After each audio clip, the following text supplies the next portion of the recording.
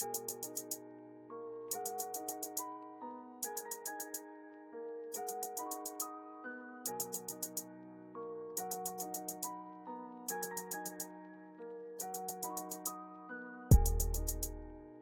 good, YouTube? Welcome back to the channel. Today, we're talking about Harlem's own Jim Jones and his brand new project, The Fall Before the Rise. Now, the title alone feels symbolic. It's about hitting the bottom before rising again. And for an artist like Jim Jones, who's been through the ups, downs, and comebacks of hip-hop fame, that title hits hard. Let's break down what this album brings to the table. The sound, the lyrics, and whether this really marks another rise for Capo. Jim Jones has been a staple in New York rap since the early 2000s. From the Diplomats era with Cameron and Juelz Santana, to solo hits like We Fly High and Pop Champagne. In the last few years, he's actually had a strong resurgence. Albums like Wasted Talent and El Capo proved he could still wrap circles around a lot of younger cats. Now in 2025, he drops The Fall Before the Rise, a short, focused 9-track project. No features, no distractions, just Jones talking his talk. Right off the bat, you can tell this project is about mood. The production bounces between that classic Harlem grit, heavy drums, dark piano loops, and soulful sample-based beats that sound like they could have come from the Heatmakers era. Songs like Rich Water and Move 'Em bring that Hustler energy we know from Capo. Meanwhile, tracks like Summer Where You Been At have a smoother, almost nostalgic tone. It's only 22 minutes long, but it feels tight and intentional. Every track feels like it's supposed to be there.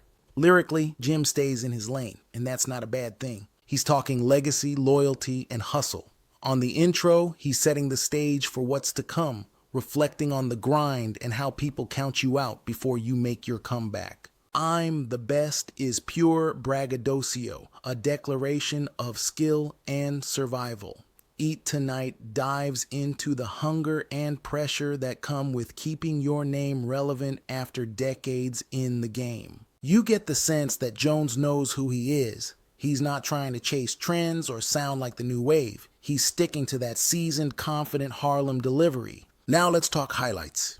Rich Water might be the best pure rap record on here. Jones floats over that beat like it's nothing. Summer Where You Been At is a creative flip, inspired by that classic summertime vibe, but with a twist of heartbreak and reflection. And the closer Mafia-thon freestyle feels raw and unfiltered, like Jim just hit record and let it fly. If you're looking for a starting point, those 3 tracks define the tone of this album perfectly. Now, as much as I like this project's focus, it's not perfect. Some of the sample choices don't hit. One critic even said the I'm the best sample was butchered. And because the project is so short, it feels more like an appetizer than a full meal.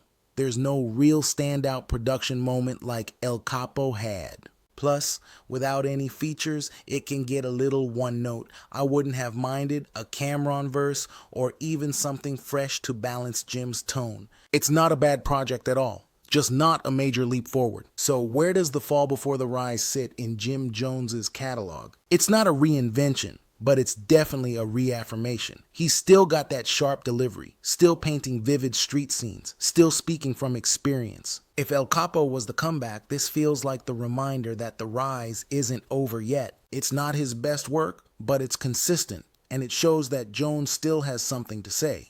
So what do y'all think? Did Jim Jones rise with this one, or did it fall short of your expectations? Drop your favorite track in the comments, hit like if you rock with Capo, and don't forget to subscribe for more hip-hop album reviews every week. This is your channel name, Peace, Love, and Harlem Vibes.